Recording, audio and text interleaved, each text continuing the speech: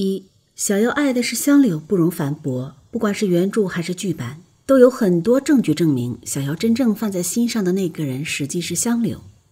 比如小妖在清水镇时，是一个懒得连碗都不愿意刷，被子都不想铺的无赖。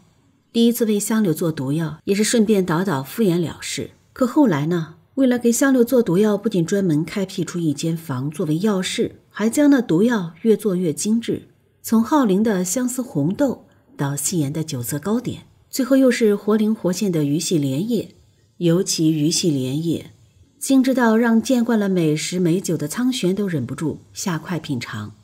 毒药是恢复王姬身份后的小妖和香柳之间的唯一联系，尽管这种联系被冠以交易之名，但很明显小妖非常在意，他做的每份毒药都像是自己对香柳的每一份念想，所以才会愿意花心思将毒药做得那么美丽。又比如在原著里，得知陪了自己2年的浪荡子防风被就是香柳时，小妖心里没有一点诧异，似乎觉得事情本该如此。只不过在平静的心思背后，小妖的情绪却陷入了2种截然相反的处境里，一边是如释负重，另一边却是心如悬晶。为什么会如此呢？细细品味后不难看出来，让小妖如释负重的是防风被和香柳就是同一个人，他在意的心动的始终是他。但令小妖心如悬晶的也是防风被和香柳就是同一个人，因为这意味着防风被不会一直是防风被，他与防风被这样的相伴依旧是短暂的。更比如涂山璟对香柳的态度，从清水镇到西岩王城，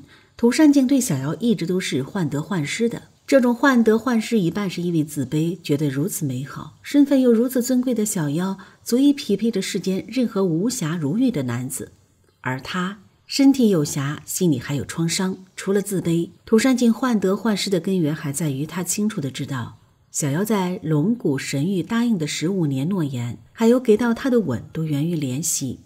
在神龙山深潭里的那次潜水，涂山璟宁愿自己窒息，都不愿意接受小妖的妒气，也是因为知道那时的小妖眼里没有他，而小妖的眼里藏着谁呢？西岩城看到防风被，小妖眼里都是他。涂山璟面对香柳时的不安、焦虑以及如临大敌，实际已经暴露了一切。既然小妖喜欢的是香柳，为什么从一开始甚至直到最后一刻，他选择的都是涂山璟呢？2. 涂山璟不是备胎，他一直是小妖心里最坚定的选择。很多人都以为涂山璟是小妖退而求其次的选择，他是因为和香柳没有可能才选择了涂山璟，甚至认为但凡香柳能开口，涂山璟就不会有任何机会。话里话外都将涂山璟安放在了一个备胎的位置上，但真是如此吗？不尽然。重看清水镇戏份便会发现，从一开始小妖对涂山璟的态度就是不一样的。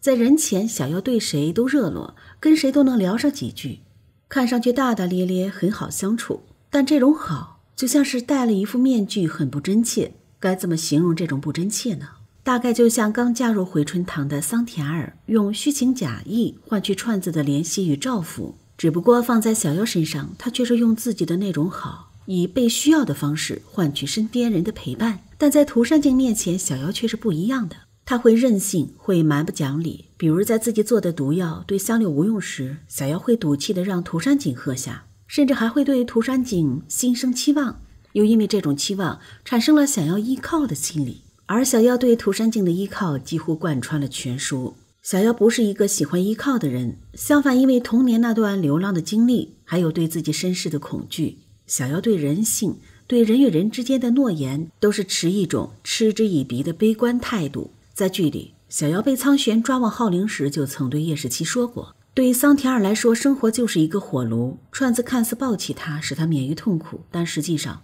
桑田儿只是从被生活炙烤的痛苦变成了恐惧串子抛弃他的痛苦。也许很多女人都会选择被抱着的痛苦，这样就不会被生活炙烤了，至少能够永远希望男人不抛弃她。可是我宁愿选择被生活炙烤，至少我的双手仍然自由。从这段话里就能看出来，小妖依靠自己的念头是深入骨髓的，所以即便恢复了浩陵王姬的身份，他仍旧没有选择被人保护。小妖为了防身，他继续制作毒药，又为了自保，他认真学了12年弓箭。小妖为什么如此呢？因为小妖深知，即便是身边最亲近的人，就像是苍玄和俊帝，也可能会为了这样或那样的理由放弃他。毕竟小瑶自己的亲生母亲都可以为了大义抛弃她，更不用说其他人了。小瑶不想依靠任何人，但在涂山璟面前，她却忍不住依靠了。第一次是在清水镇，小瑶为了收拾苍玄和阿念，依靠了涂山璟。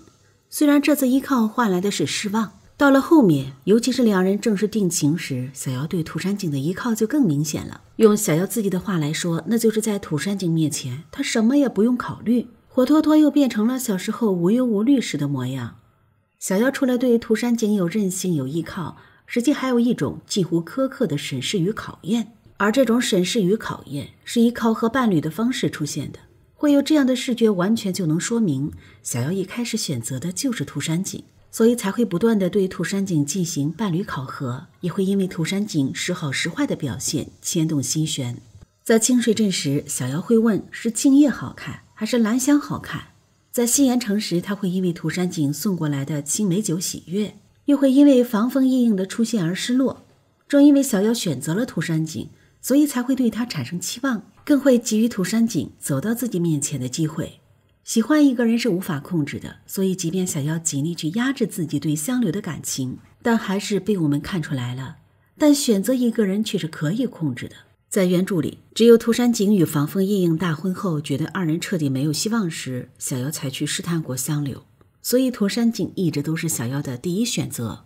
3. 香柳从一开始就输给了涂山璟。在人际关系里，小瑶因为极度缺乏安全感，所以一直都喜欢将主动权攥紧在自己手里。看懂了这一层，再来看他对涂山璟的选择，就会明白，香柳不仅输在了立场，也输在了一开始。小瑶为什么在涂山璟面前那么任性？那是因为涂山璟的命是他细心照顾了半年多，才从死神那里夺回来的。这一点是小瑶任性的最大底气。而涂山璟在遭受了那么多非人磨难后，却依旧选择善良的底色，又让小瑶的这种底气得到了无限扩张。实际这种任性说到底也是一种信任，能让小瑶信任涂山璟已经赢了一大半。除了信任，小瑶对涂山璟还有怜惜，这样的怜惜不仅仅是因为涂山璟曾遭受过的磨难，更有他选择宽恕的态度。站在小瑶的立场，涂山璟就是一个值得让所有人心疼育人。看过人性险恶的他，见到这样的涂山璟，很难不被感动。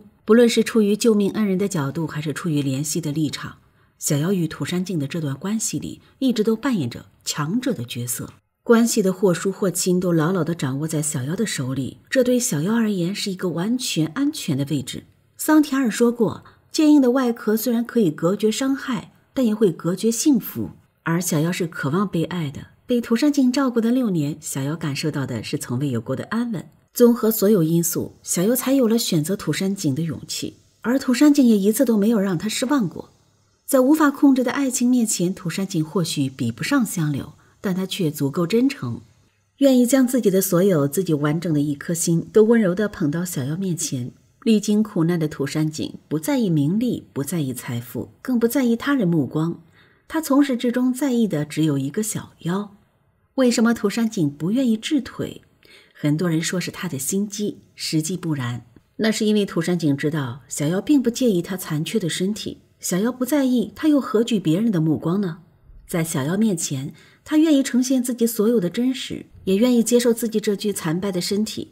正是涂山璟这种以真心换取真心的追求方式，才让小瑶做到了彻底交付。看完了涂山璟，我们再来看香柳。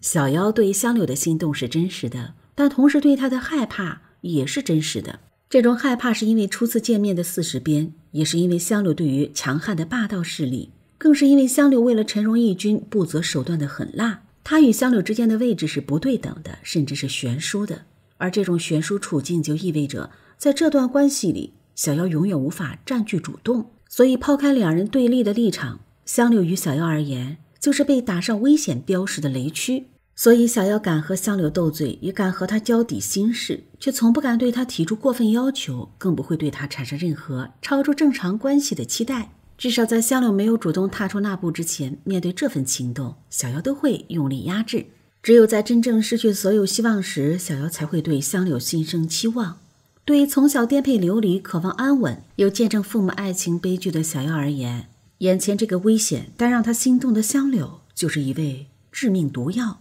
所以香柳从一开始就输了。